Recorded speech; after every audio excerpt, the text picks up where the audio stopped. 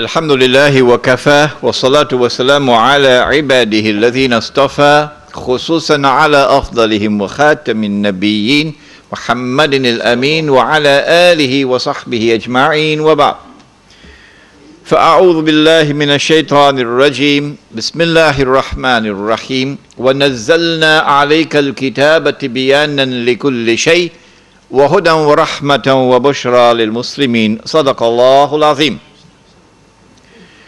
We praise Allah and glorify Him, and we beseech Him this night most humbly for His guidance and for His blessings and for His protection as we attempt to address the subject beyond September the 11th attack on America, the future of the Muslim Ummah. And we pray for peace and for blessings on all His noble messengers, and in particular on the last of them all, the blessed Prophet Muhammad sallallahu ta'ala alayhi wasallam. I would like to take about 1 hour of speaking time, because tonight I would be much more interested in your writing to me all the questions you have, and not just your questions, your thoughts, your comments. So that tonight is not only my lecture to you, it's also your feedback, because one man can't handle this subject. It is the collective thoughts and the collective wisdom. And wherever I have traveled in the world, and Allah has been so kind, you'll be amazed to know the number of places I've gone. I've invariably benefited from my audiences. I've learned so much from my audiences. We begin in Allah's blessed name. The ayah of the Quran, of course, Surah An-Nahl, I always begin with this ayah. And we sent down the book, the Quran, on thee, O Muhammad alayhi salatu wasalam, that this Quran might explain all things. And therefore that this Quran might explain the strange world in which we are living today. It's not just politically strange, with its political globalization, moving in the direction of world government. And tomorrow when the United Nations will disappear. It's not only strange in its economy, moving in the direction of globalization of an economy, a world economy, in which one people will now enslave all of mankind. It's not only strange in respect of the emergence of one way of life, one culture. I call it the blue jeans Jamaat. Everybody living the same way. Everybody having the same diseases around the world. Being born the same way, being dying the same way, being buried the same way, around the world. It's not only strange in terms of what is happening to mankind, but what is happening to the environment, the earth. Around the world. The same thing, which is why they had that conference in what used to be called Johannesburg, now it's Igoli. Gauteng. The Johannesburg World Summit. But in addition to this, there's also something else strange happening. And that is a confirmation of the hadith. The Prophet said, sallallahu ta'ala alayhi wasallam, and you take this hadith home with you tonight as you ponder the issues. He said, sallallahu ta'ala alayhi wasallam, بدأ الإسلام غريبا وسيعود غريبا. When Islam began, it was something strange and therefore different from everything else in the world. And Islam will one day return to that state of being something strange and different from everything else in the world. And we are now living in that age in which Islam, not part-time Islam, no, we're talking about the Islam of Muhammad sallallahu ta'ala alayhi wa sallam, that Islam. That Islam is becoming something stranger and stranger. Something different from the rest of the world. Different from that globalized political order. Different from that globalized world economy. Different from that globalized culture or way of life. Like a square peg in a round hole. But not for Islamic modernism. I don't know whether you ever met it. A strange creature called Islamic modernism. It was it was alive and very well healthy in Malaysia. Until a great axe fell upon it a few years ago. I warned them, but they wouldn't listen to me.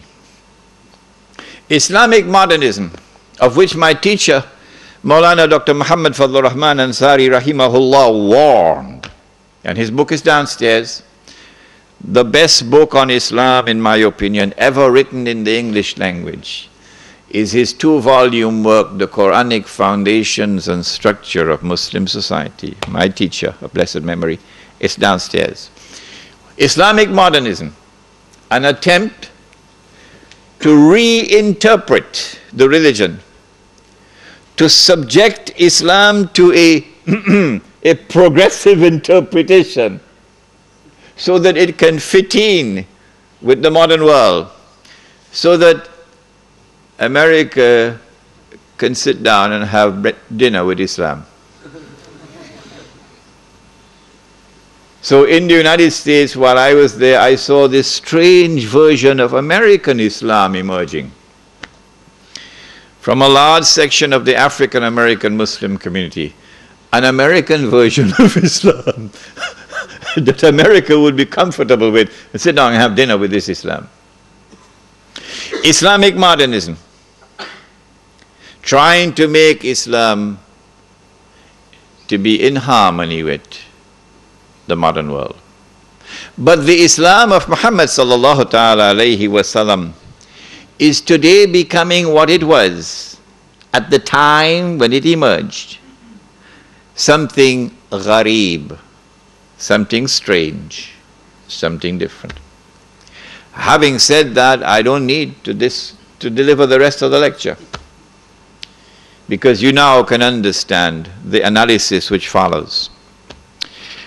And there are many opinions that you now have to discard and throw it into the garbage bin. When once you hold on to this hadith of the Prophet Muhammad alayhi salatu wasalam. On September the 11th, the United States was attacked. We know from eyewitnesses that there were 2 aircrafts which struck at the Twin Towers in Lower Manhattan. And it could be that the aircrafts themselves caused the buildings to collapse. It could also be they got some help from some dynamite and so on planting before. We know from eyewitnesses that there was a 3rd aircraft which crashed in Pennsylvania. And no less an authority than the White House itself confirmed that aircraft, the plan was for that aircraft to target Air Force One and to target the White House. And we have unconfirmed reports because no one saw, and there was no evidence on the ground. Absolutely astonishing, isn't it? A huge aircraft slams into a building and there is no evidence that the aircraft ever existed. The Pentagon. America was attacked on September the 11th in circumstances which were absolutely suspicious. Who attacked America on September the 11th? And we have said that there is a massive cover-up on the part of the Bush administration. And we have anticipated that those who have information so far concealed will eventually release that information in order to embarrass the US government as part of a strategy to bring down America. And so CNN is going to be broadcasting it. And the New York Times is going to have a field day. And all those who control the media in the United States are now going to go to work to lavishly publish all of this information which demonstrates beyond doubt that the US administration was involved in a massive cover-up. Who attacked America on September the 11th? We used a method. We said, since we do not have the evidence which can be used in a court of law, let us look to see who has benefited. And when we use that method of analysis, we have come to the conclusion that the only beneficiary of the September 11th attack on America has been far and away the State of Israel. There is a little booklet outside, A Muslim Response to the Attack on America. It's just about 25, 28 pages. I want to suggest to you, and it's very cheap, I think maybe $2. I want to suggest to you it might be a good idea to take this booklet and give it out to people who you think ought to have a little bit of brainstorming. Because when they read this, they'll be stunned. They won't get this in their newspapers and from the mainstream media in this country. But when they read this, I think they're going to have, for some of them, an intellectual wake-up call. So that booklet is downstairs. We said that those who attacked America, therefore, must have at their core the Israeli Mossad. And they must have benefit and help from many others within the United States, within the administration, even from within the White House.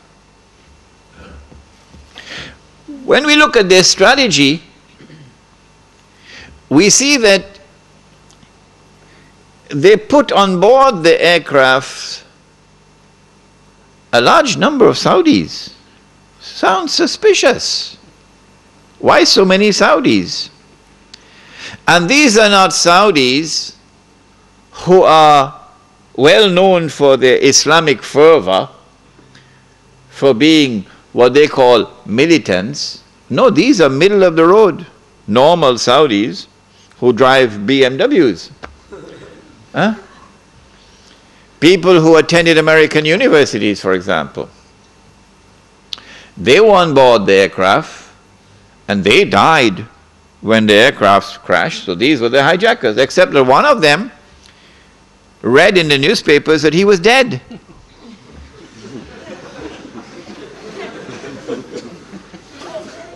So he went to the Saudi government and he said to the Saudi government, "It seems to me as though I'm alive."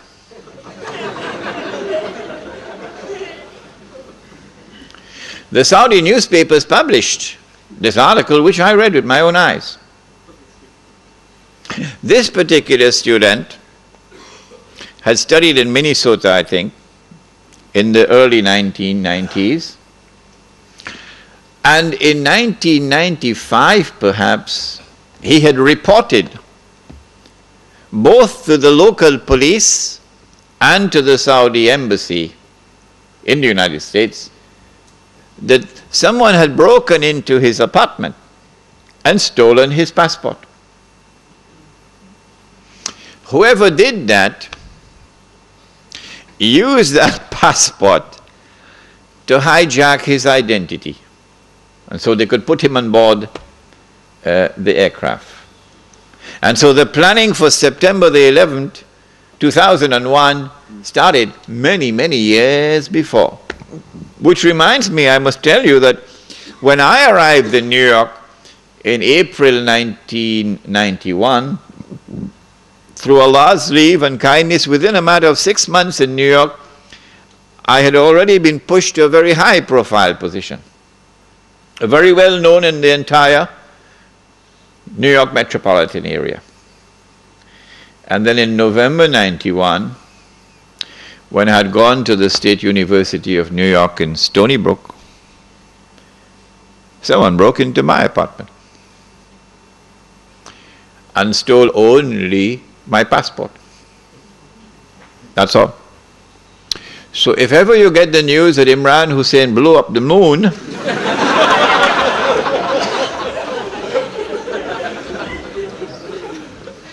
you'll understand the background. They're holding it. They have not as yet used it. But the more I talk about it, the less likely that they can use it.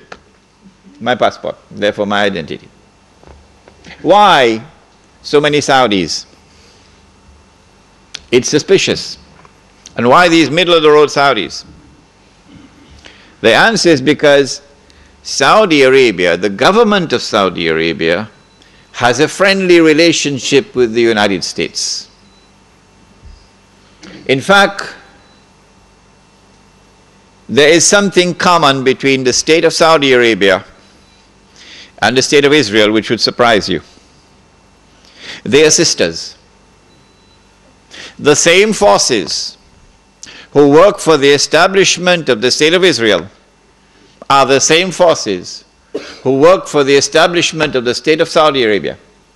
The same forces who have kept Israel alive today and guaranteed Israel's security are the same forces who have kept Saudi Arabia alive today and has guaranteed Saudi Arabia's security. And when the state of Israel is to be destroyed, Saudi Arabia also goes down into the garbage bin. They're sisters. But at the moment, the friendly relations and the good press which Saudi Arabia receives in the media in the United States of America, and the fraternal relations between the government of Saudi Arabia and the government of the United States stands in the way of those who attacked America on September the 11th. In what way? I said to you last time I was here that the United States cannot attack Iraq until a particular moment arrives. And I gave you some homework. I ask you to think.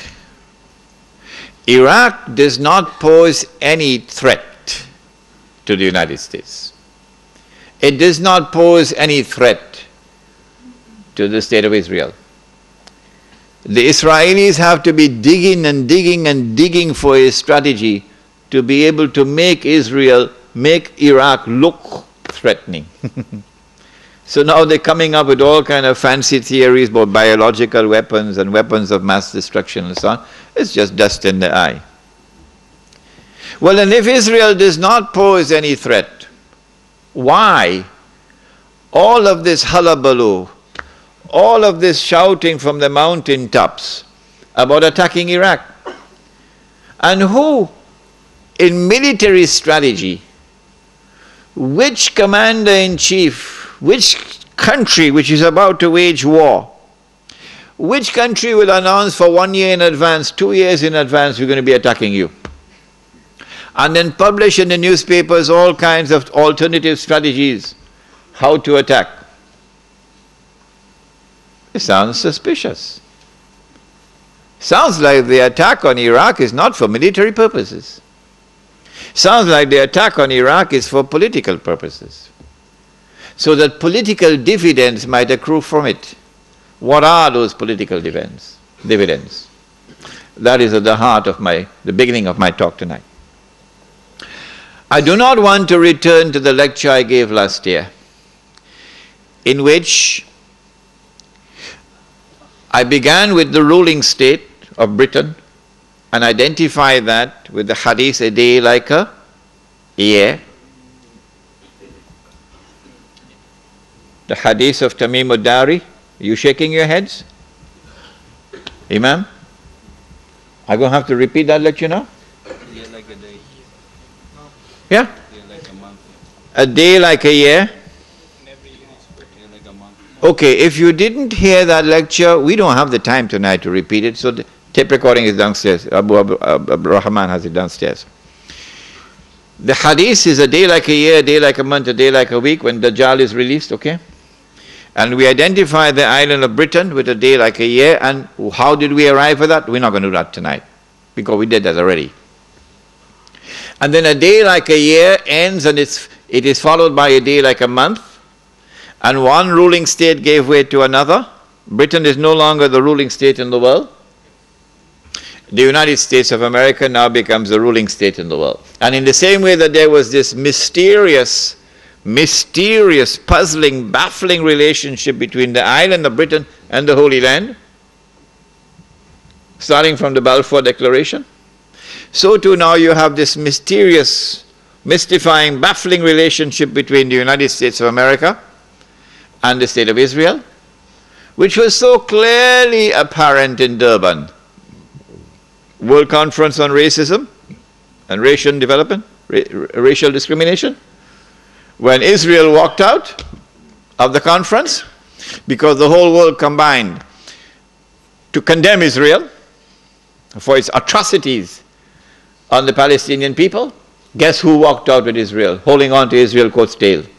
Uncle Sam. Uncle Sam. So this puzzling, mystifying relationship between the second ruling state and Israel. The first ruling state in Israel, Britain and Israel. The second ruling state, the United States and Israel, is explained by a day like a month. And then we said that a day which is like a month is now coming to an end. And the September 11 attack on America is in many respects a parallel to another attack which had occurred many years earlier. There's a parallel between the two. That one was in the summer of 1914, okay? The assassination of the Grand Duke Franz Ferdinand in Sarajevo. And that attack, that act of terrorism, launched the First World War, the big war. Similarly, September the 11th, the same forces at work in the summer of 1914 are the same forces now at work, September the 11th. With that attack in Sarajevo, Britain, which was the ruling state in the world, now during the First World War, has to yield to another ruling state, namely the United States of America. If you don't understand, go and read your history. Now with September the 11th, the attack is now on the United States to bring down the United States as the ruling state in the world. But in the process of bringing it down, the United States has some very important work to do for Israel. I can identify tonight two very important things that the United States has to do for Israel. There are many more, but there's no need to do more than simply two. In order for Israel to succeed the United States as a ruling state in the world, not only must the US economy collapse and the US dollar collapse, and when the US dollar collapses, it brings down the whole world of paper money with it. And if you don't believe me, just wait. Just wait. This is going to be the topic, Blacktown, Wednesday night. Do please come on Wednesday night, because that is the most important lecture of all. Islam and the international monetary system. Please come on Wednesday night for that lecture. Not only must the United States collapse its economy and its money, but in addition, Israel has to wage a big war, which even non-Muslim political analysts are now anticipating. A big war. Even Jews now within Israel, I'm getting emails, even Jews within Israel, Jewish academics who are up in opposition to the Sharon government, they are now understanding that there's something big about to happen. And they're warning the world about it. Of course, it's too late now. Israel has to wage this big war, which is already planned long ago. And the territory of the state of Israel will dramatically expand. And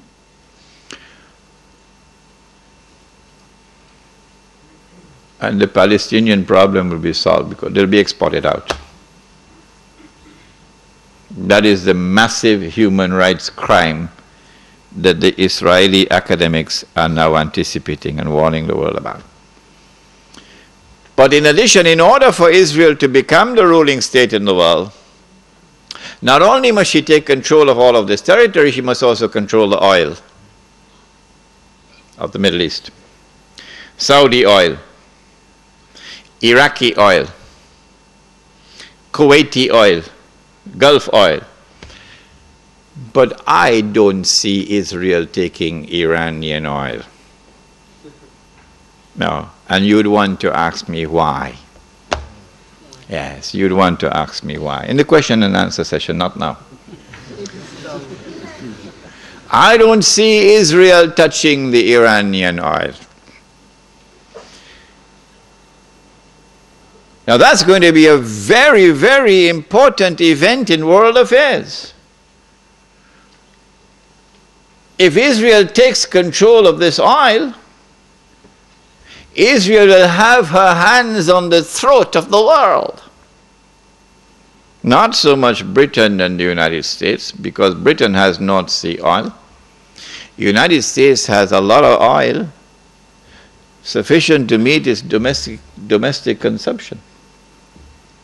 And so who is going to have Israel at their throats?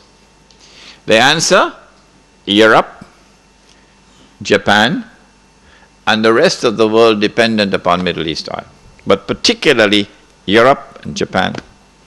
Which is why at this moment you will notice a lot of strange noises coming out of Europe in hostility to the United States.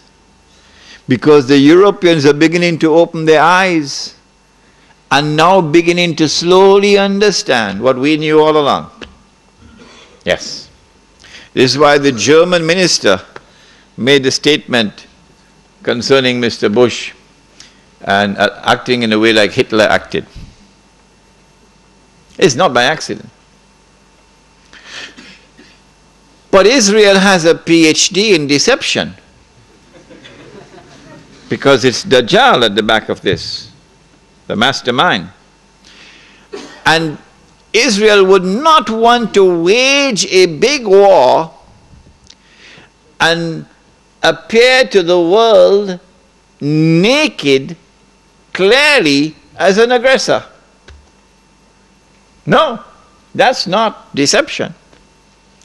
Israel has to wage her big war and make it appear as though she was only defending herself. The only Muslim I know of who has had the capacity to be able to penetrate the deception that has been going on all these years, the only one I know of was a man who never went to Al-Azhar University. Now, he wasn't a sheikh. His name was Malcolm X. He's the only man I know of who had that eyes wish to see and could clearly recognize the strategy and the deception. Read Malcolm X. How is Israel going to launch this big war and yet get away from being perceived by the whole of humanity as the aggressor, blatant aggression. You have to come with a good strategy. The strategy is this. Ariel Sharon goes into Masjid al-Aqsa with 1,000 Israeli military with him, with their shoes on, with the full knowledge that this calculated act of extreme provocation must have a response, a fiery response. And as the flames of the new intifada emerge, you must keep it burning by committing upon the Palestinian people more and more atrocities that drive them into a greater and greater rage.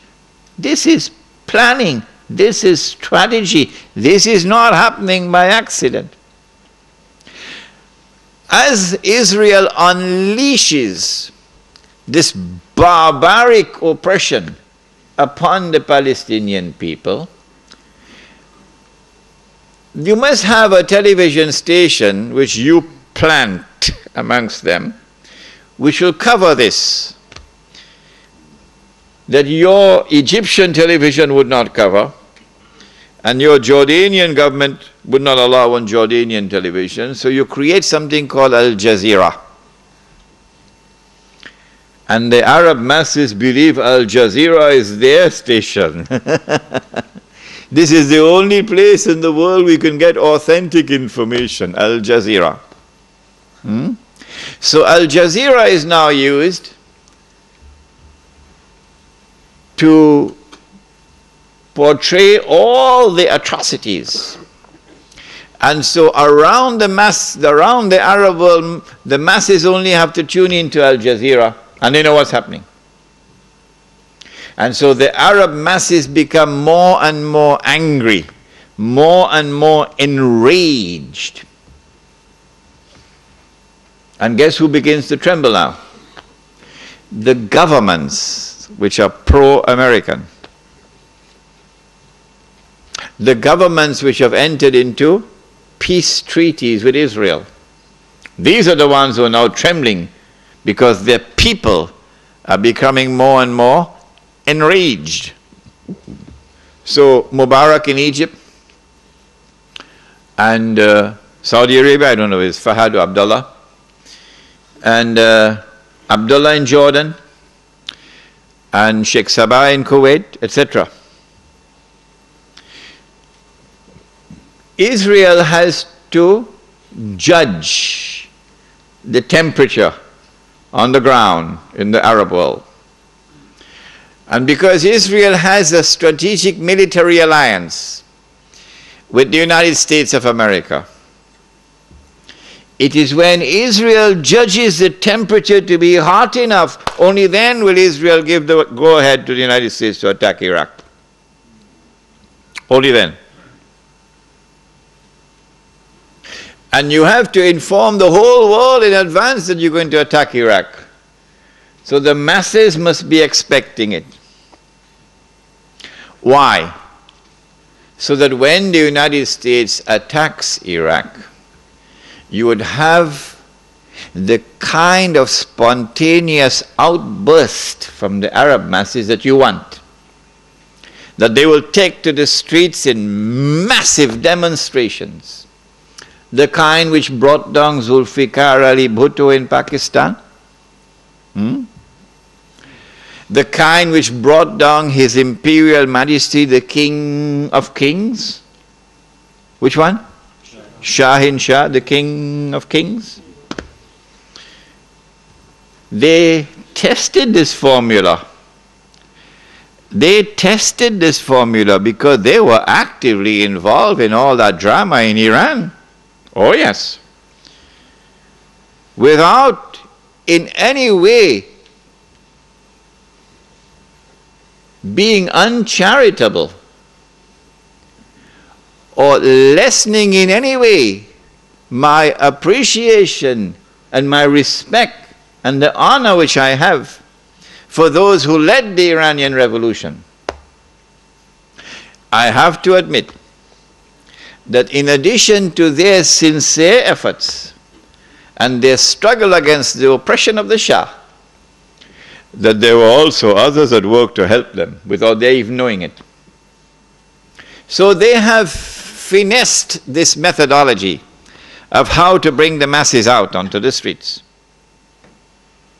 And this is what is about to occur. As the masses go out onto the streets, the ones who are going to be targeted are the pro-American regimes in the Arab world. The objective? To get one or more of these regimes to fall through massive demonstrations, anti-American and anti-Israeli demonstrations. Which one is likely to fall first? Let me stop. Come on. Huh? Jordan is correct. Jordan is correct. Which is why Abdullah has his bags packed already.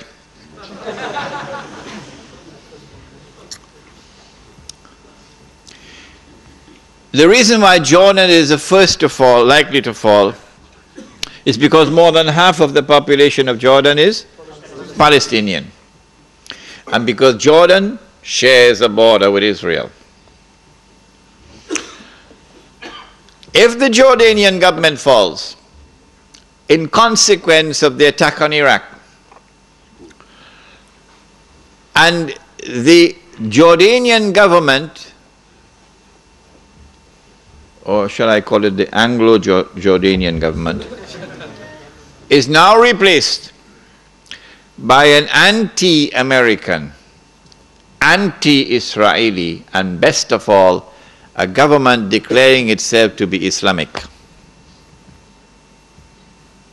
If that happens, and the Jews are going to be praying for that to happen, then you will see television really coming of age for the second time. The first time was September 11th.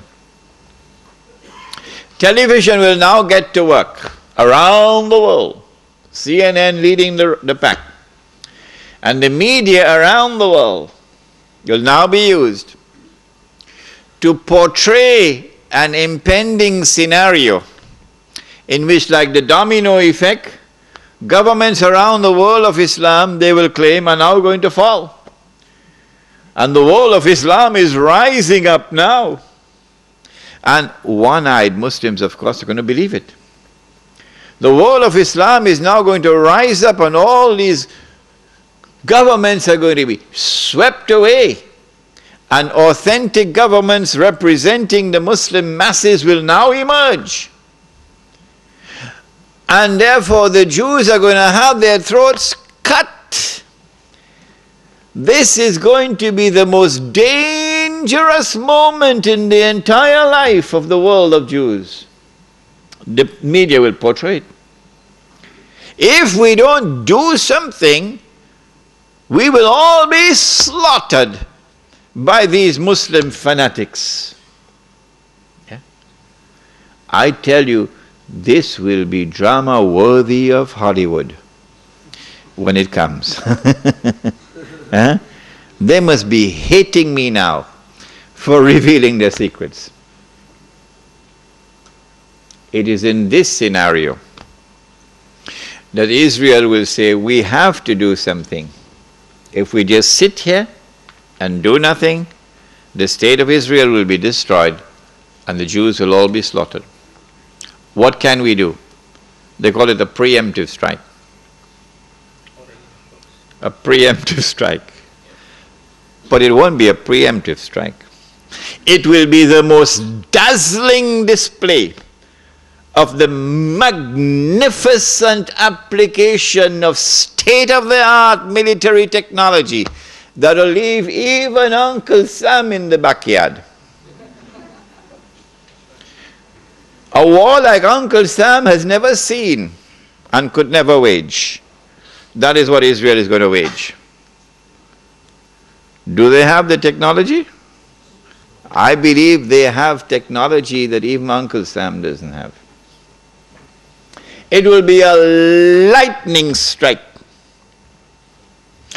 Israel has to put on this magnificent display of military power and state-of-the-art technology beyond anything else that the world has ever known, in order for Israel to impress upon mankind the validity of its credentials that is now going to become the new ruling state in the world. Before Fahad could even blink, the Israelis have taken over the Saudi oil fields, and the Iraqi and the Kuwaiti oil fields. The United States, of course, will make some noise, and Britain will make some noise, but will they send troops? Not, of course not. The United Nations Security Council is now going to be used by the rest of the world, particularly Uncle Europe, and Uncle Japan, and the rest of the world. They will take the United Nations and seek to use the United Nations now to do something about this. Collective action to force Israel to withdraw. Because if Israel does not withdraw, Europe is going to be choked, and Japan is going to be choked. And as the United Nations is now being used for the first time in its history, an attempt is being made to use the United Nations effectively by the rest of the world, I anticipate that the United States Congress, the Senate, and the House of Representatives will now pass resolutions forcing the US government to withdraw from the United Nations. And as soon as the United States withdraws from the United Nations can no longer sit down in New York, pack up and move. So in the same way that the League of Nations collapsed, the United Nations now collapses. United Nations cannot be relocated anywhere else. Yeah. Because the United States is the ruling state in the world. The League of Nations collapsed because the United States was not in the League of Nations. That's why the League of Nations collapsed. And so the United Nations cannot be relocated anywhere. No, it can't take it to Geneva. It's not going to work. And so Israel gets to hold on to the fruits of her naked aggression. And Israel takes control of the oil of the Middle East.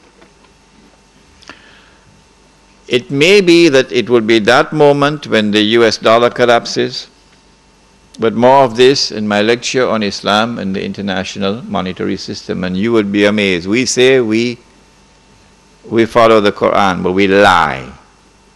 We lie. We say that we follow Muhammad alayhi salatu wasalam, but we lie. We lie when you attend that lecture on Islam and the international monetary system. When Israel becomes the ruling state in the world, then Israel will rule the world for a day which is like a week. If you doubt me,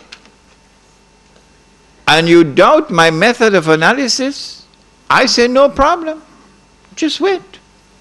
Just wait. It is at that time that oppression of the true followers of Muhammad alayhi salatu wasalam will really begin. The part-time Muslims, of course, will be attacked now and then for purposes of psychological intimidation. So they put their tail between their legs and go back home and watch TV. But the full-time Muslims are going to be attacked and targeted, and they'll know you from your bank account.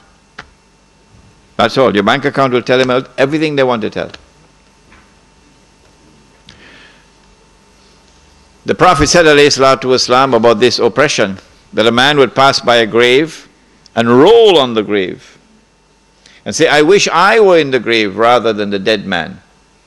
Not because of religious reasons, but because of biting, relentless oppression. So if you are comfortable in Sydney and you think that things are going to continue as it is and you'll get away from the storm, the war on Islam that's going on now, And yet you can remain as a good Muslim. You're living in dreamland. Because the war on Islam is going to intensify like nothing you've ever seen before. What you've had so far is only an introduction to the war on Islam. The war on Islam has been going on for more than 1,000 years. Not since September the 11th. Wake up. The Crusades were part of the war on Islam. The same people who launched the Crusades are the same people who dismantled the Ottoman Islamic Empire, are the same people who destroyed the Caliphate, which is my lecture for tomorrow night, Imam al-Mahdi and the return of the Khilafah. It is the same people who today created the State of Israel and control the State of Israel. It is the same people who are going to be ruling the world, the European, who was first dressed up as a Christian and is then dressed up as a Jew. After Israel has ruled the world, of course, for a day which is like a week, at the end of that period of time, what's going to happen to the water in the Sea of Galilee? We dry up.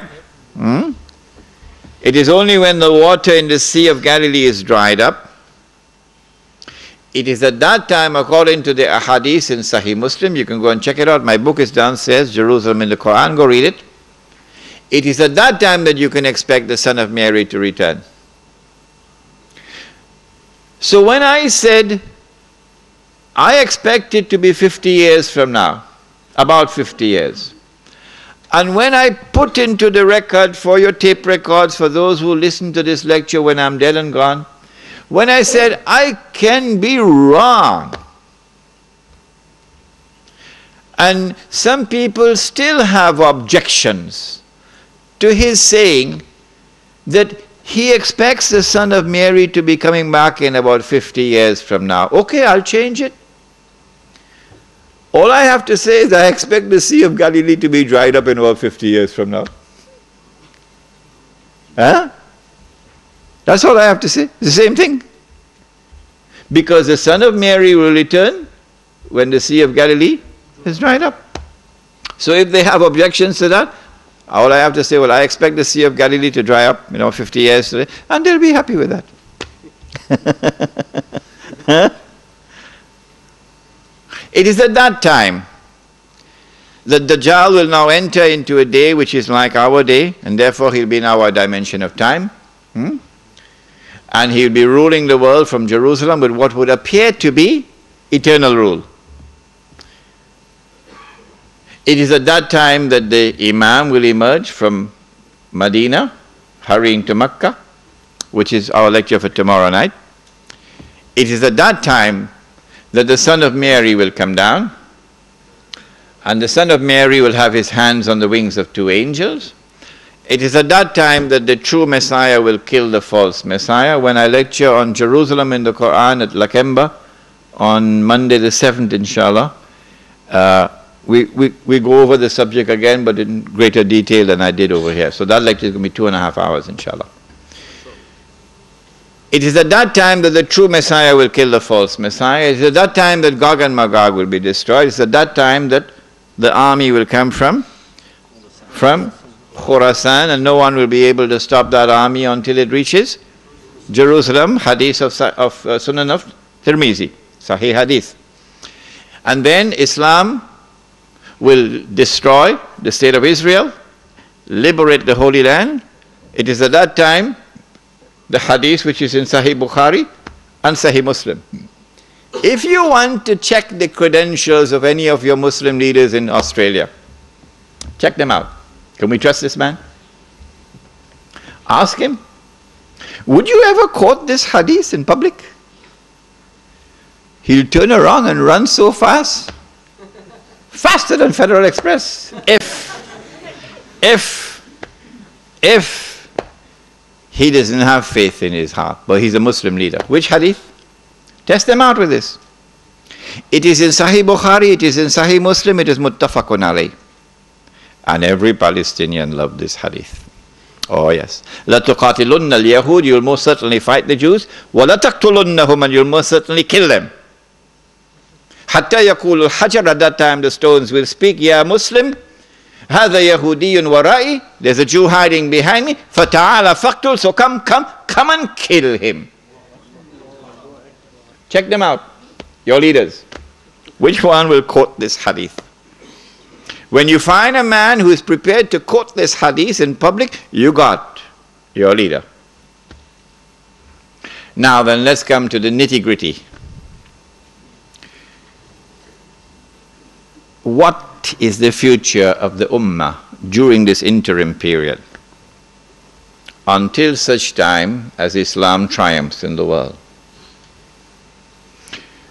What we can expect is the emergence, or rather the culmination of the political strategy for the establishment of one world government which will control all of mankind. That we have massively betrayed the Quran is clear from the ayah of Surah Al-Ma'idah. Which ayah? Again, I don't think they'll want to quote it. He says, Subhanahu wa ta'ala, بعد أعوذ بالله من الشيطان الرجيم, يا أيها الذين آمنوا لا تتخذوا اليهود والنصارى أولياء بعضهم أولياء بعض وَمَنْ يَتَوَلَّهُمْ مِنْكُمْ فَإِنَّهُ مِنْهُمْ إِنَّ اللَّهَ لَا يَهْدِي الْقَوْمَ الظَّالِمِينَ. If you're an Arab tonight, good news for you. You don't need a translation. You got it already. But for the rest who need a translation for the word of Allah, remember, if you stay like that, you're disrespecting the Quran. May I repeat that? If you remain like this, that you do not know what I have just said, because you couldn't understand it, if you remain like this, you are disrespecting the Quran, and you'll pay a price for it. O you who believe, do not turn to Jews and to Christians for that relationship in which they become your awliya, a relationship in which you depend upon them for your protection, and you are now subservient to them like an alliance. Do not do that. Of course, Liaquat Ali Khan didn't read the Quran properly when he made his famous trip to the United States and handed over Pakistan as a client state to the United States. Many years later, they tried to erase it with a book called Friends, Not Master, but too late. Too late. Do not turn to the Jews and Christians for that kind of a relationship where you are now subservient to them, and they are your bosses and offer you their protection. Don't do that, says Allah.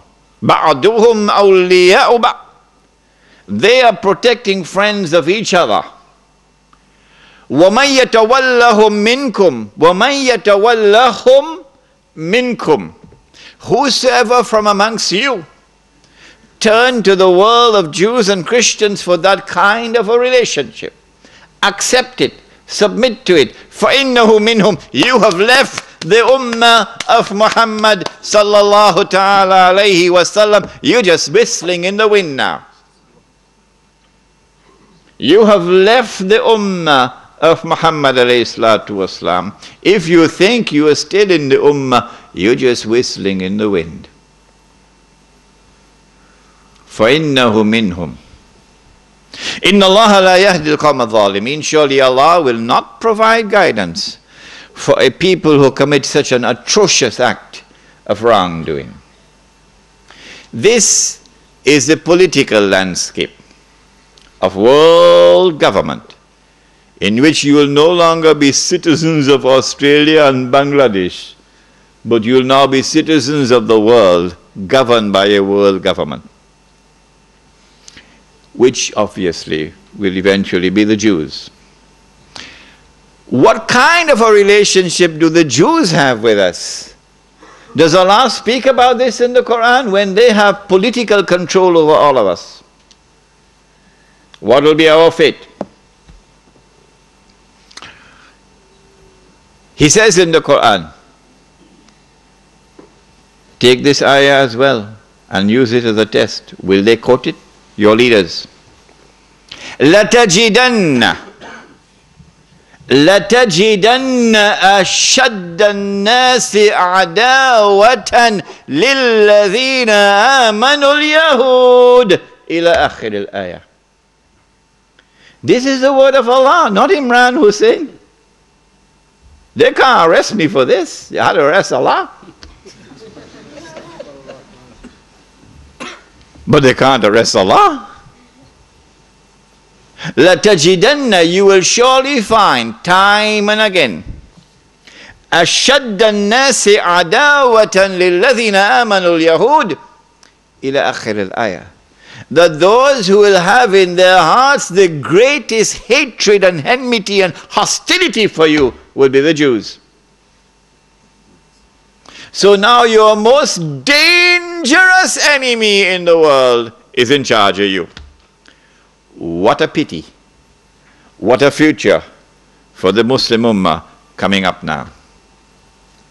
That is the political landscape. What about the economic landscape? What happens when paper money collapses, disappears? Of course, Mufti is either sleeping or eating halwa, because Mufti has not as yet declared that this paper money is haram. We pray that one Mufti might stop eating halwa and take a look at the paper money, inshallah. Ameen. When the world international monetary system collapses and it is replaced by the new monetary system that you're going to hear about tomorrow night, inshallah, not only would the Jews, your worst and bitterest enemy, now have political control over you, they will have economic and monetary control over you. And you'll be frightened when you hear tomorrow night's lecture. And so it's political slavery and economic slavery coming up for us. In addition, these next 50 years, if you have a beard, that's it. You're going to be targeted, hounded like a dog. If you refuse to dress like them, and you want to dress in a manner which identifies you as a Muslim, they're coming after you.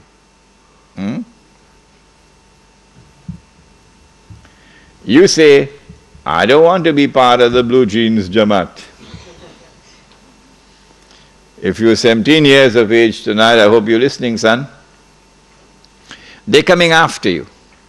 Because your way of life as a Muslim is going to be ghareeb. That's the word, ghareeb. Something strange, something different from the global society and its universal, uniform way of life. And so life is going to become increasingly difficult these next 50 years. You lose your job because you refuse to take a drink of whiskey.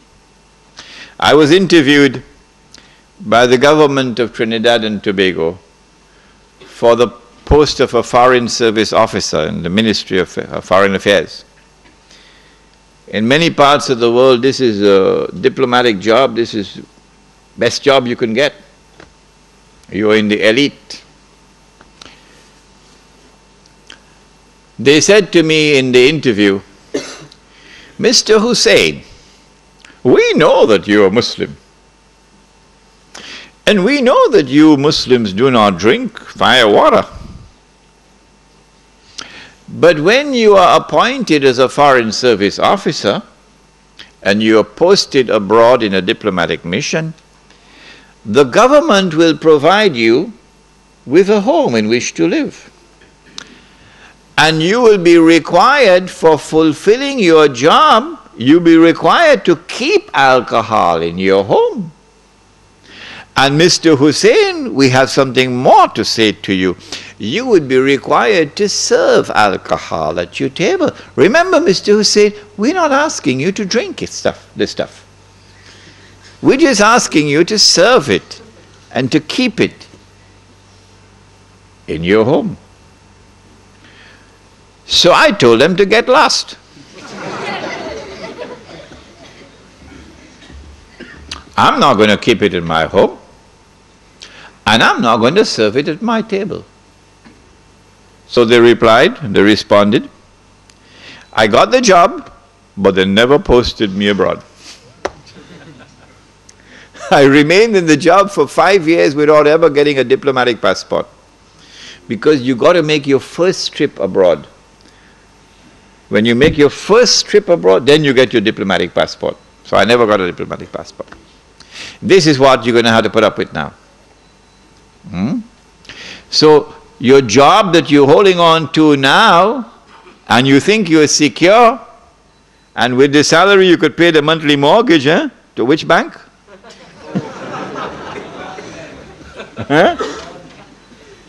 And you have this lovely car in a nice suburb of Sydney, and you praise the Lord for the good life.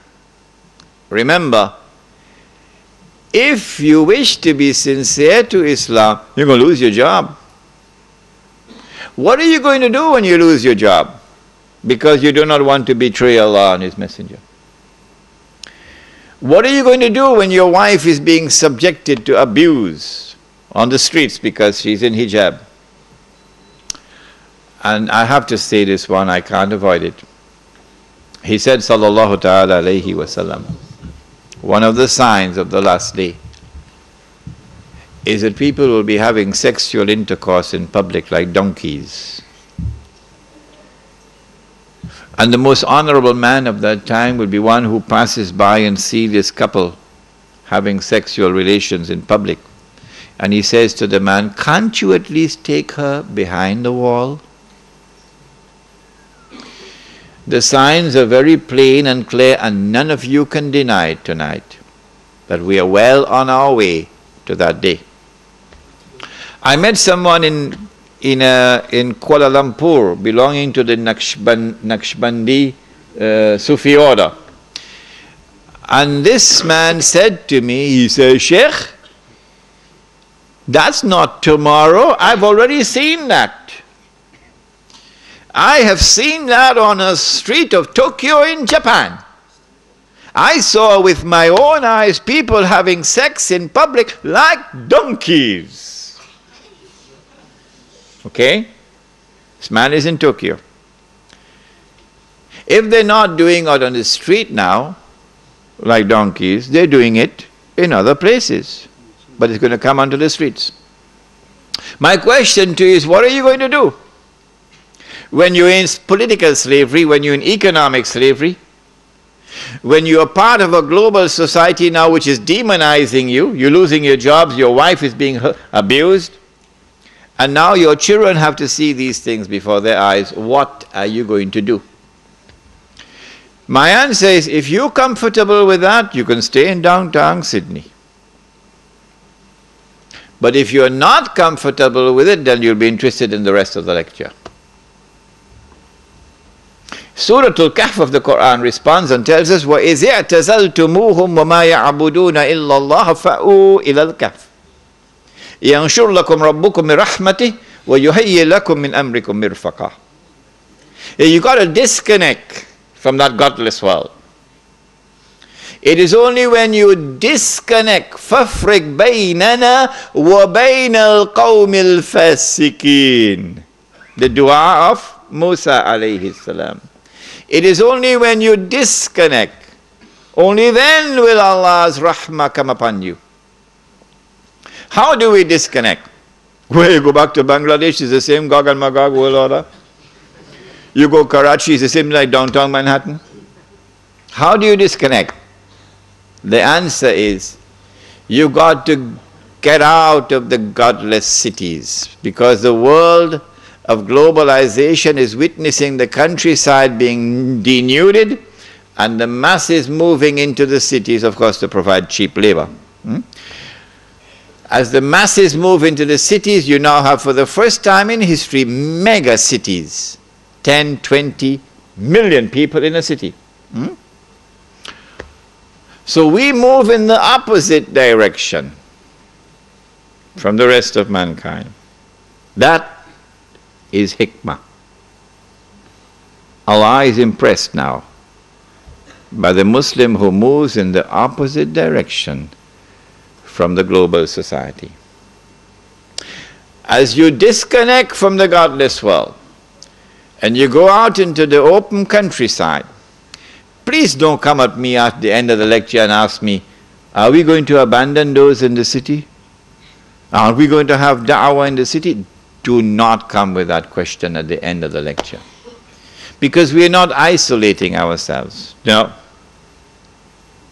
In fact, we can do far more da'wah from that village than we can from downtown Sydney. We go and buy land where land is cheap and where there's water, fertile land. 10, 20 years from now, when this audio tape is in the hands of a little 17-year-old who's not even born today as I'm speaking to you, in his heart this fire, this flame will be burning now. I want to go and do it. Go and buy land where land is cheap and where there's water. And you're far enough away from the godless world. The farther you are away, the better it is. And go and establish Allah's deen. Not at the macro level, because that's not possible, but at the micro level, because that is possible. In this Muslim village, you're not going to abandon jihad. Oh no. The Muslim village cannot threaten the state. Absolutely clear. The Muslim village cannot threaten the state. If you start amassing weapons in the Muslim village to take on Canberra, you'll be destroyed. You will be destroyed, you'll be very foolish. And so the Muslim village cannot threaten the state, cannot pose a threat to the state. Does that mean that we're going to sit down and allow them to come and rape our women? No. Every single child born in that Muslim village must be brought up as a warrior. You can't do that in the shopping malls of Sydney. As a warrior. We do not threaten you. No.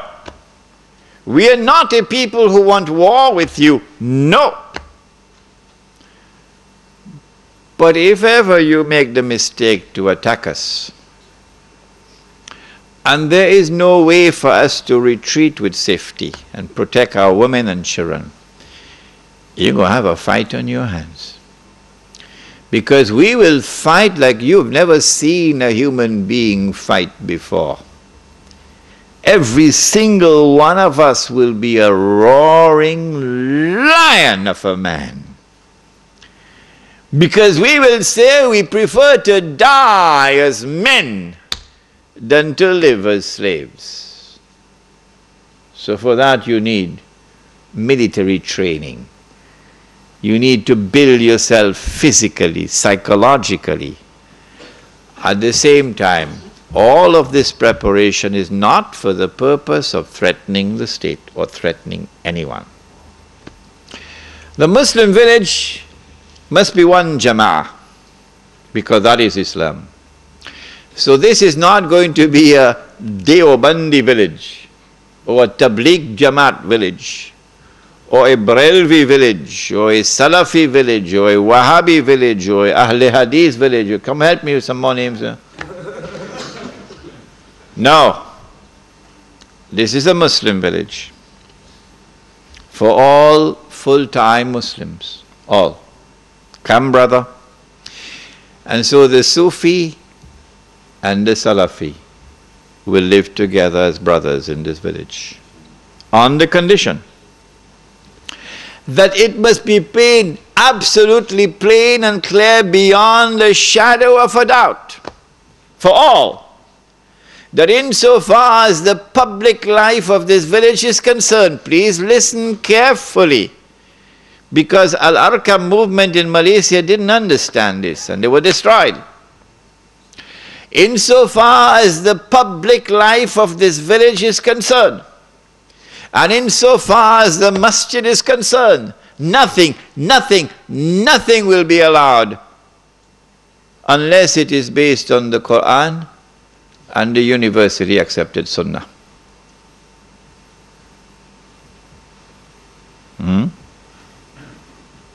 And so if you have a Muslim practice which is not based on the Quran and the universally accepted Sunnah,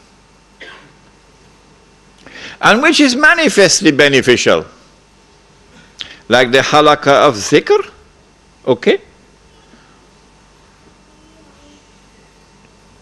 Take it in your private life. That's all we ask of you. Take it in your private life. Do not bring it in the public life, so that there will be no cause for fitna. If anybody wants to invade into your private life now and shout out bid'ah and haram, we'll throw him out of that village faster than Federal Express. And so now the Sufi and the Salafi, you don't believe me, will live together as brothers in this village. And when they wage jihad, they'll wage jihad side by side. The Muslim village therefore must be one jama'ah and must have one amir. Whoever that amir is, even if he be a black Abyssinian with a head like dried grapes, khutbatul wida, you must obey him. You must obey him on the condition that obedience of the amir does not require disobedience of Allah and His Messenger. You must obey him. If you cannot obey the amir in an order which is just, then goodbye. Go back to Sydney. And now the amir will enforce the deen on the members of the jama'ah. If you commit a sin for which is a public flogging, and you say, I don't want to be flogged, okay, go back Sydney. You can't live amongst us anymore. If you want to live amongst us, then you have to authorize us to give you the public flogging. And so we'll enforce the hudud in the village on those who consent to allow us to enforce it upon them. And those who do not consent, we ask them to leave. The Muslim village will be an island of Islam in a godless world. Your children will now grow up in an atmosphere which is healthy for them, rather than naked people around them in the shopping malls. Can this Muslim village be used for da'wah? Of course it can. I told you I was in South Africa for the last 3 months. And in South Africa, the white and the black still live separately. The white is still rich and getting richer, and the black is still poor and getting poorer, despite a black government. So there is a big explosion that's coming. You don't need a PhD for that. And when the explosion comes, of course, your enemies are going to use their money now to get a particular group to go and attack Muslim businesses. and Muslim homes. It happened in Durban already once. How do you respond to this? The answer is you build a Muslim village in which the black and the white and the brown and the yellow all live together as one family. Government of South Africa can't do that. Archbishop Tutu can't do that. Nelson Mandela can't do that. We can do it. Islam can do it. In fact, I have the good news for you tonight that the project has already started in South Africa. In a place called close to Ladysmith, they got the land already, and they've earmarked this land for the Muslim village, and they've already started to put African families who have entered into Islam onto that land. I told them, if you have any problems in getting white Muslims, let me know. We get you some from Bosnia. When you have white and black and brown and yellow living together as one family, isn't that da'wah? Much more powerful da'wah than all the gush that you perform and all the 5-star masajid that you build. This is da'wah, South Africa, if you're listening. Because I saw a lot of strange things in South Africa. But I didn't see real da'wah so far in South Africa. No. The black man in the Muslim village is no longer poor. And he didn't get out of his poverty through charity. Well, then how did he get out of his poverty? Brothers, this is da'wah. This is tabligh. He got out of his poverty because, number one, we establish a free and a fair market in the Muslim village, which does not exist anywhere in the world. A free and a fair market because no borrowing and lending of money on interest, number one. And number two, money which is sunnah money. You never heard about that before in your life. Sunnah money. That's my lecture tomorrow night, inshallah. And thirdly, we said if you plant, you reap. You don't plant, you don't reap. Because Allah said so in the Quran. But nobody ever translated it like this. If you plant, you reap. If you don't plant, you can't reap. Where did he say that? MashaAllah, correct. وَأَلَيْسَ لِلْإِنسَانِ إِلَّا مَا سَعَى. This is the translation. You plant, you reap. You don't plant, you can't reap. But banks are not planting. The bank manager is playing tennis. Banks are not planting, but banks are reaping more than anybody else. But Allah says if you didn't plant, you can't reap. But then how come banks are reaping when they didn't plant? Answer is simple. They're reaping what others are planting. Yeah, but Louis Farrakhan doesn't know that. No, he doesn't know that. They're reaping what others are planting. They're living off the sweat of the masses. They're sucking the blood of the masses. They're blood suckers. So in the Muslim village, we don't allow that. This is riba through the front door. You never heard about it before, eh? Riba through the front door. May I introduce you to riba through the back door? Will you allow me? What you do is, you establish something called, a curious thing called the Islamic Bank. I don't know whether you've ever heard about it. No comments. You establish a curious thing called an Islamic Bank. And the Islamic Bank now lends money on interest, but disguises it as a sale. And if you disagree with me, the platform is yours. The platform is yours, brother. I'm ready anytime you are. Lend money on interest, but disguise it as a sale. That's backdoor riba.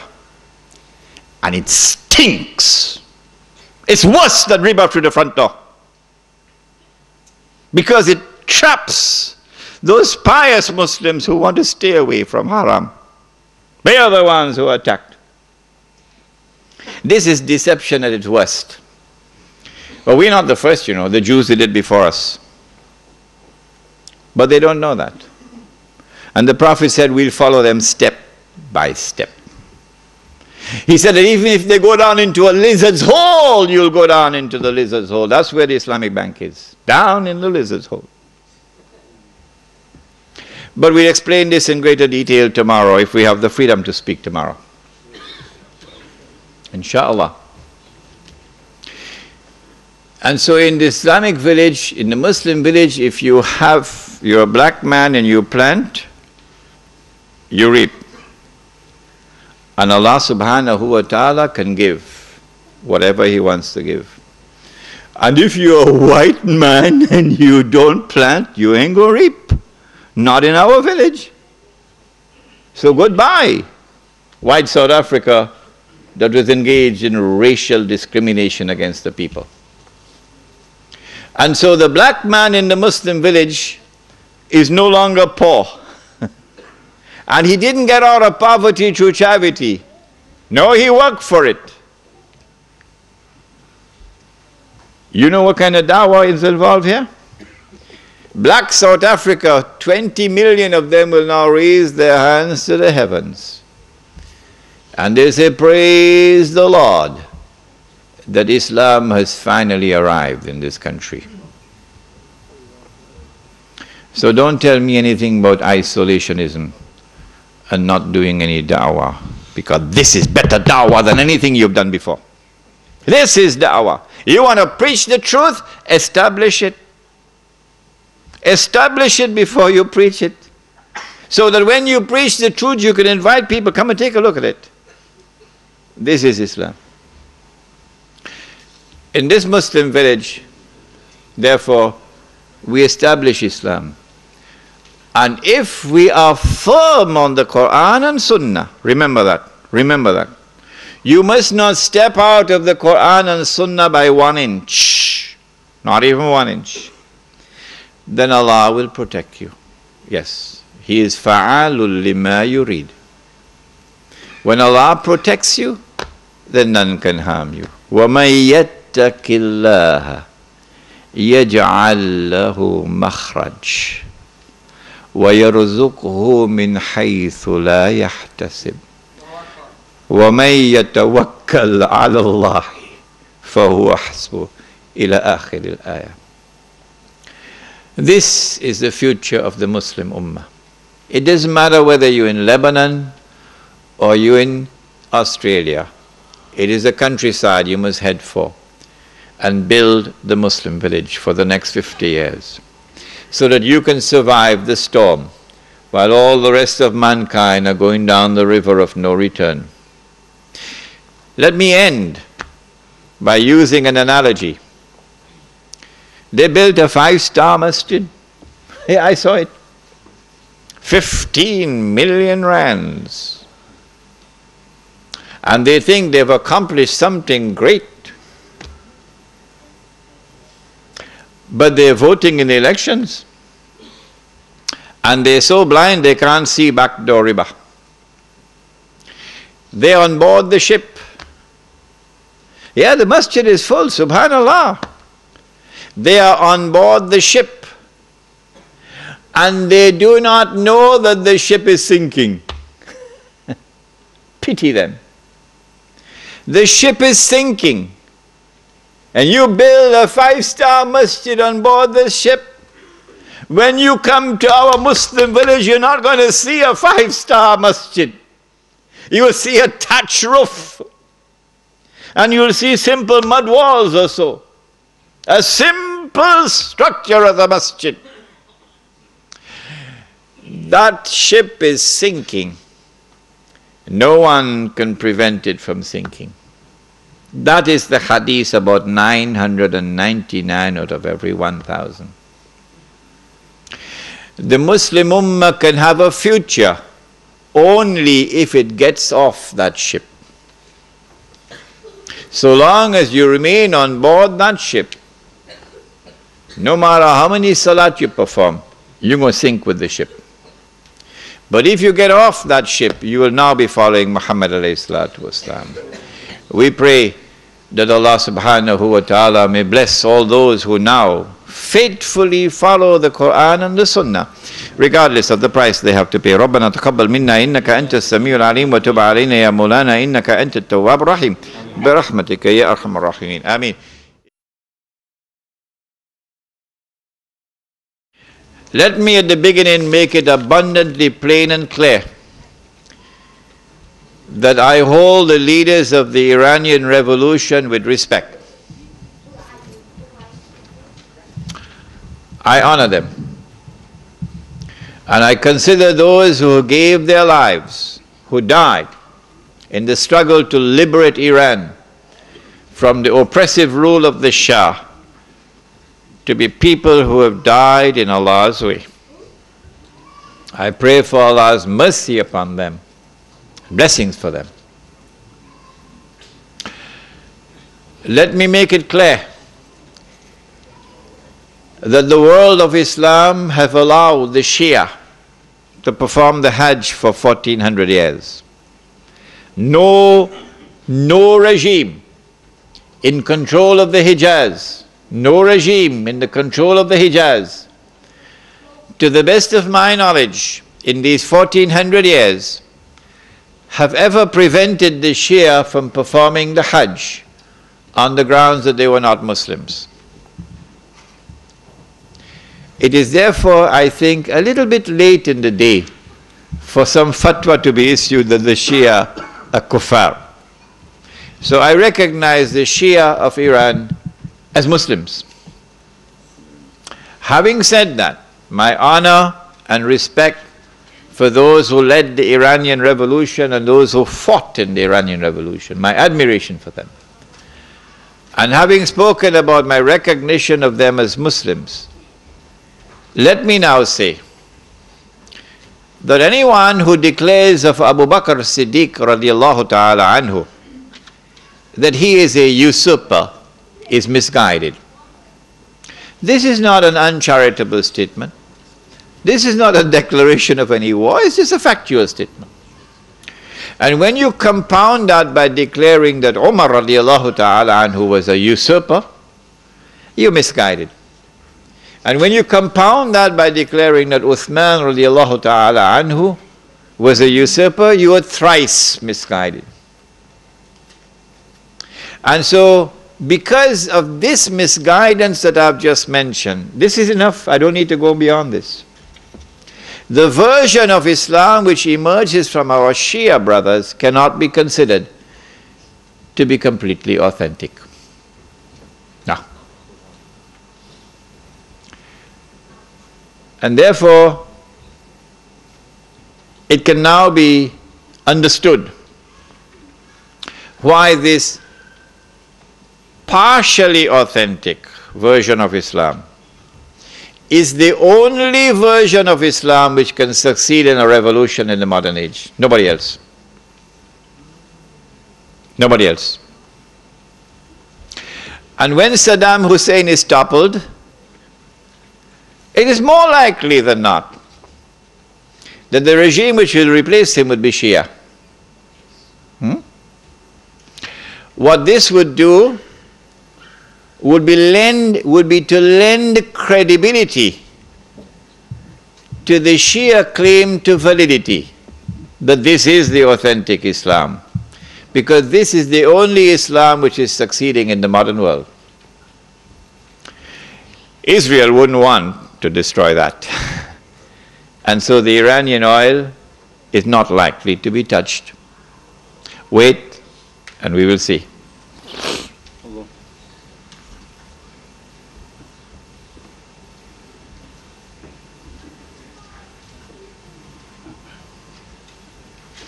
Okay, I just answered this question. You spoke about the forces behind WW2 being the same forces manipulating the Iranian Revolution. I just answered this. Why will Iran not be attacked? I just answered this.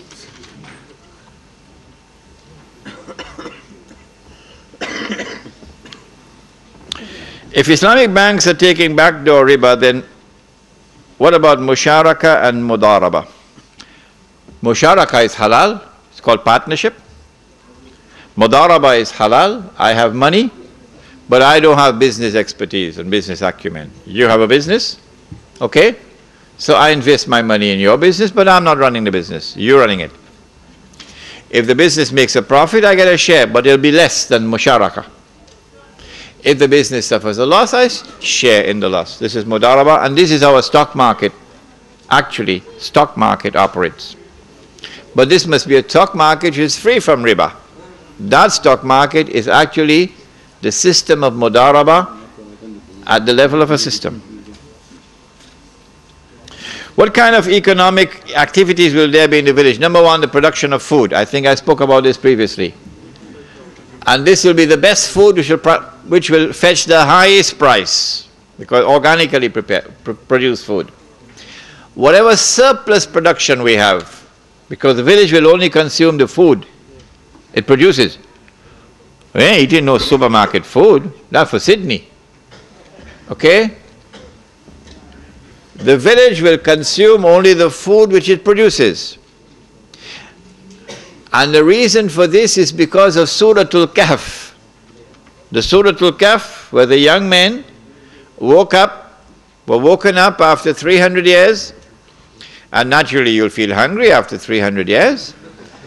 And they sent one of their young men to buy some food, and they said, فَلْيَنْظُرْ أَيُّهَا أَذْكَى تَعَامٍ. So go search for that food which is purest, indicating that food in the age of Dajjal is going to be corrupted. That's it today.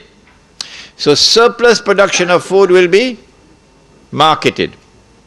We get an income from that. Secondly, the village must have industry. In Indonesia, for example, we'd want to concentrate on batik, because the Indonesians have a natural talent for artistry. Batik. Where industry needs energy, where are we going to get the energy from? Where are we going to get the energy from? Are we going to depend on the government for energy? Hydro. Suratul Kahf answers and points to nature. Points to nature. Go to nature for energy. In Suratul Kahf, which one of nature is pointed out to? Solar energy. وَنُقَلِّبُهُمْ ذَاتَ الْيَمِينِ وَذَاتَ الشِّمَالِ. How is this affected? They're being turned to the left and to the right. How? وَتَرَى الشَّمْسَ إِذَا طَلَعَتْ تَزَاوَرُ عَنْ كَهْفِهِمْ ذَاتَ الْيَمِينِ وَإِذَا غَرَبَتْ تَخْرِدُهُمْ ذَاتَ الشِّمَالِ وَهُمْ فِي فَجْوَةٍ مِّنْهُ. When the sunshine enters in the morning, the sunshine enters in the evening, but in the daytime sunshine does not enter. And the bodies are rolling to the left and the right. Obviously this is attraction to sunlight. What is this called in science? Attraction to sunlight. Photo? Not photosynthesis. You got to go back to your physics book. Solar energy. Phototropism. Solar energy. And now the sunshine is transformed into energy. What is this called? Photosynthesis. And so Suratul Kahf is pointing to nature as a source of energy. In this case, solar energy. So that you achieve energy independence. You have water independence, you have energy independence. We will want to have industries in the village, because we do not want a village in which all our men folk in the morning they go to work to Sydney, and in the evening they're coming back home. This is not a Muslim village, it's a hotel. We want a Muslim village in which Salatul Jummah and the Masjid, Salatul Dhuhr and the Masjid is full. Salatul Asr and the Masjid is full. So for that we've got to provide means of livelihood, sustenance within the village. So the village will have its own economy, and there will be those present here tonight who will be able to do a better job than I can in working out that economy.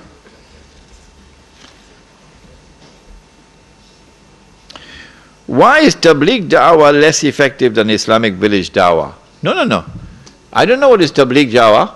I know what is tabligh, it is to reach out. I know what is da'wah, it's to call. I don't know what is tabligh da'wah. Good. I was talking about those who build a 5-star masjid. Oh yes, 5-star. And calling the people to the masjid. And the masjid is full.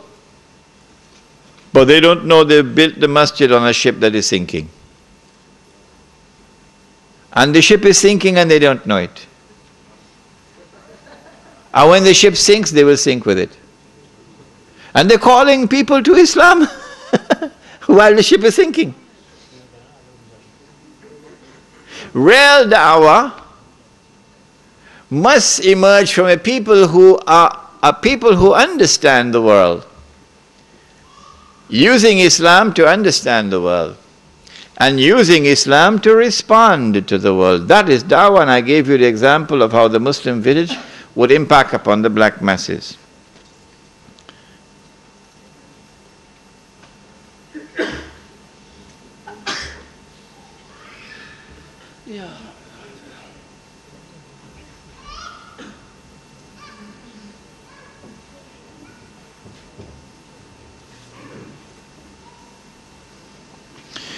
America and Britain are all capitalist states. Policies built upon interests. Regarding Israel, it has always been a tool of the capitalist state. It derives its legitimacy and strength from these states. Israel and Jews are cowards. How can Israel take on the Muslims? Isn't it the US, with its build-up of troops, that is preparing to take on the Muslims? My answer is, wait and see. Wait and see. I have used the hadith to describe a reality in which one ruling state is about to give way to another. So my analysis comes out of the hadith.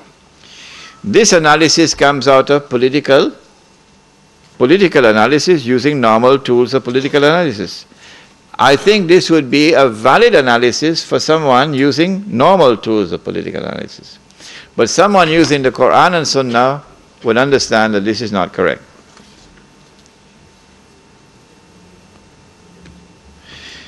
In your booklet, you've only talked about the Middle East. When will the situation in the Indian subcontinent? What about the situation in the Indian subcontinent, South Asia and Central Asia? This is not correct. In my booklet, I said that the United States could not have been attacked on September the 11th unless you had first put in place a government in Islamabad. It's there in my book. They had to first put their man in Islamabad before they could attack the United States on September the 11th. And so all that drama in the sky about an aeroplane running out of fuel, that belonged to Hollywood. That belonged to Hollywood. Nawaz Sharif, the Prime Minister, was absolutely correct when he said that this was a conspiracy hatched against me. So that I could be removed from power, and so that this government could be put in place. No elected government of Pakistan could ever have consented to the United States using the territory of Pakistan to attack Afghanistan. That is suicide. No government would have done that. Not even the worst government of Pakistan would ever have done that. So you had to have a Jewish government in Pakistan, a government established by the Jews to serve the Jews. Only then you could have had a government in Pakistan would allow the United States to use the territory of Pakistan to attack Afghanistan. So don't say that I did not speak about the subcontinent. What role will Iran play in the upcoming rising from Khorasan? This is tomorrow's lecture. No, yeah, tomorrow is Imam al-Mahdi? Yes. Yeah, tomorrow.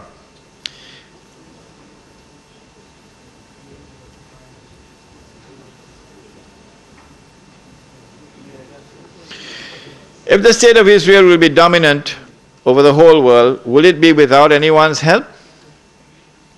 If the answer is yes, then what does it mean by Allah's word, illa bihablim min Allah?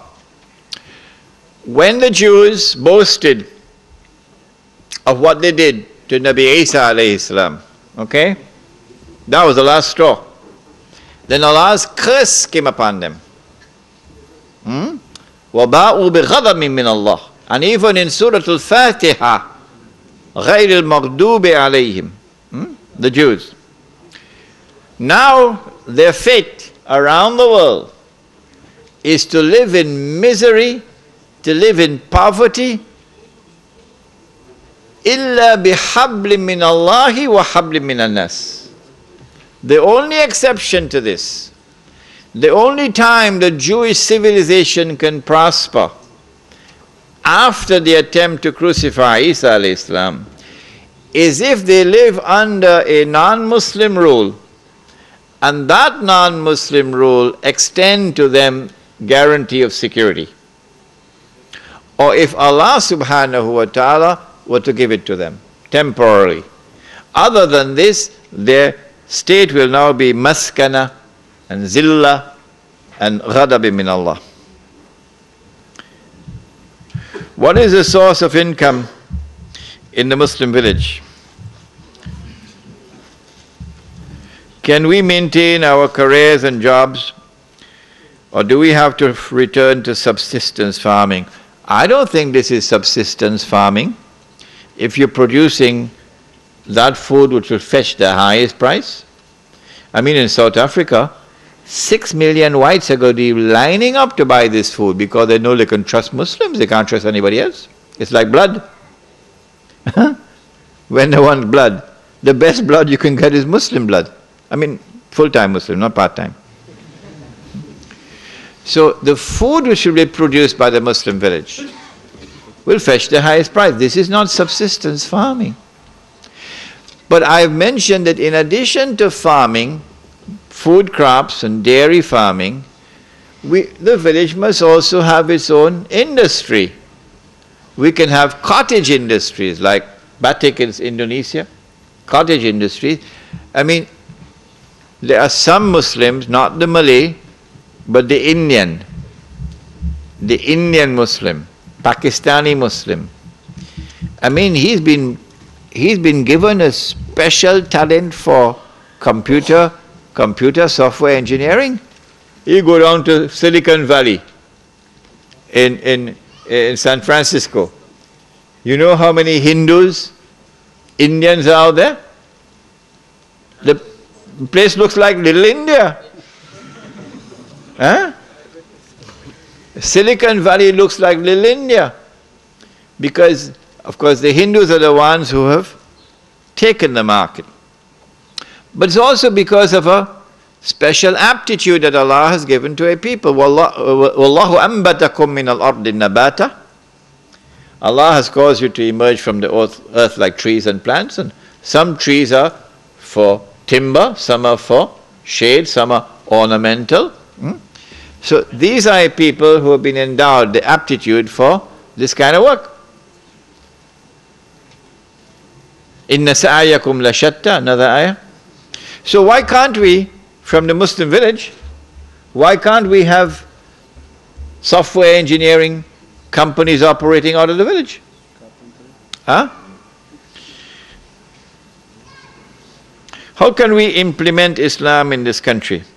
How can we apply two systems in one country? In your Islamic village, will we have the power to set up political, economic and judicial institutions?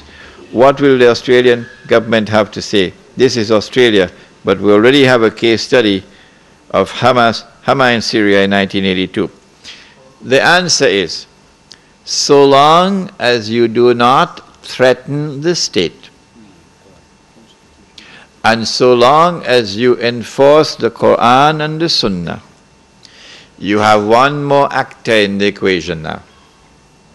And that actor is fa'alul lima yurid. He has the power to do whatever he wants.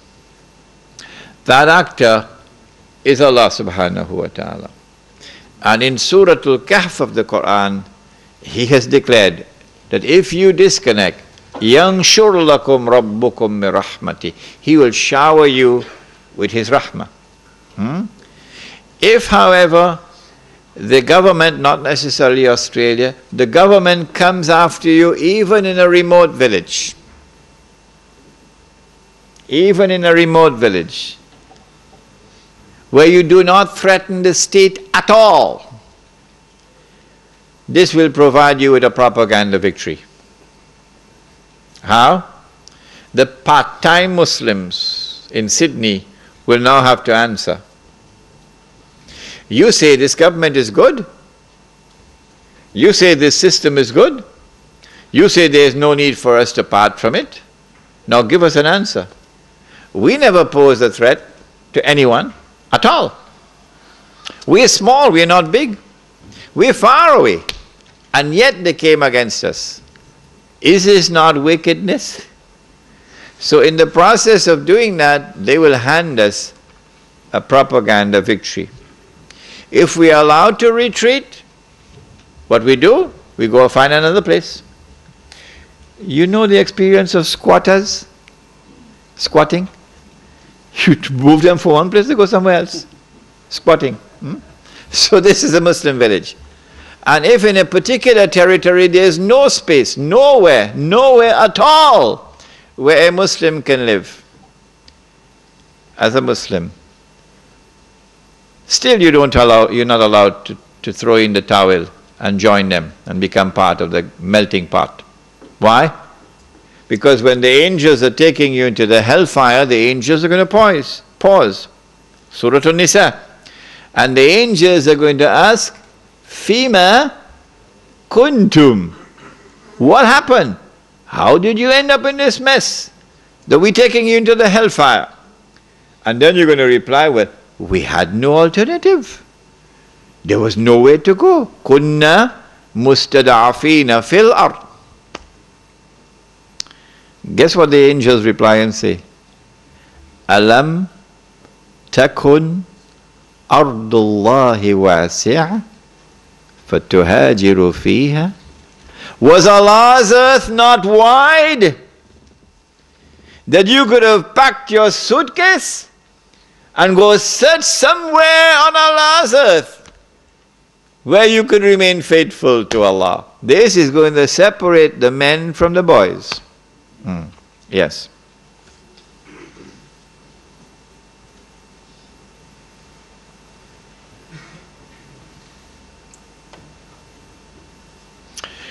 When Muslims are shy in sparing even $5 a week, what is the prospect for such Muslims to form a Muslim village? I said it. I anticipate those who are 17, 18 and 19 and 20, 21 and 32 who come to attend my lectures or who listen to the tape recording when I'm gone. I said I think these are the ones, the young ones. Allah will put a fire in their hearts and these young ones will build a village. But if the old people want to come along, they're welcome. They're welcome. However, to buy the initial land, you have to find capital. So you have to find those in whose hearts Allah has put a love for the deen and who are prepared to invest, not to give, to invest their capital.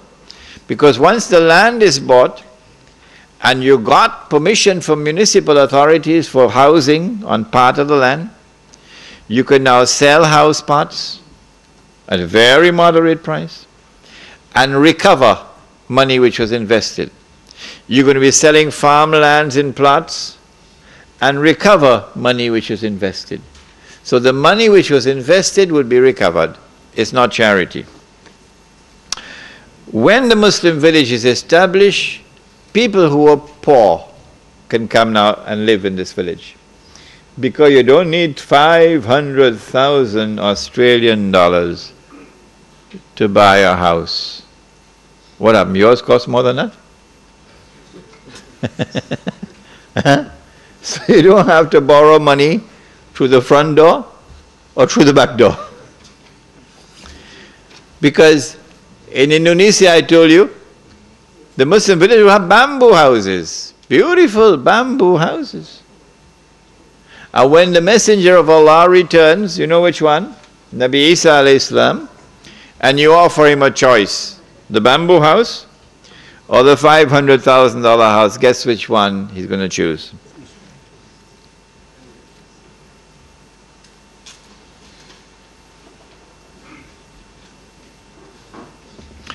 Brother, you are talking about a Muslim villa. A Muslim villa? But in Sydney, the majority of Muslims live in Lakemba and Auburn, and these are areas known which is a crime zone in Sydney. How can you overcome the situation? I like this question. You know why? Because in the Muslim village, you can sleep with your windows open. Every single house I went to in South Africa had a big sign, yellow, red, armed response. Every single house. They had electrical wires, electrically wired. So if you touch that wire, you're going on holiday. Inside their house, not outside, inside their house, you have to go through burglar alarms. Inside the house. And then the last one is where they're going to be sleeping. This is what I saw in South Africa. So I said to them, in the Muslim village, you could sleep with your window open. Why? Because the village will have its own collective security. This is private property. No one can enter this city, this village, without our permission. Okay? And we have one entrance into the village. You're going to pass through that entrance. The village will have its patrols. So you're not going to sleep every night. No. Imam will have to spend 1 or 2 nights on patrol. Yeah.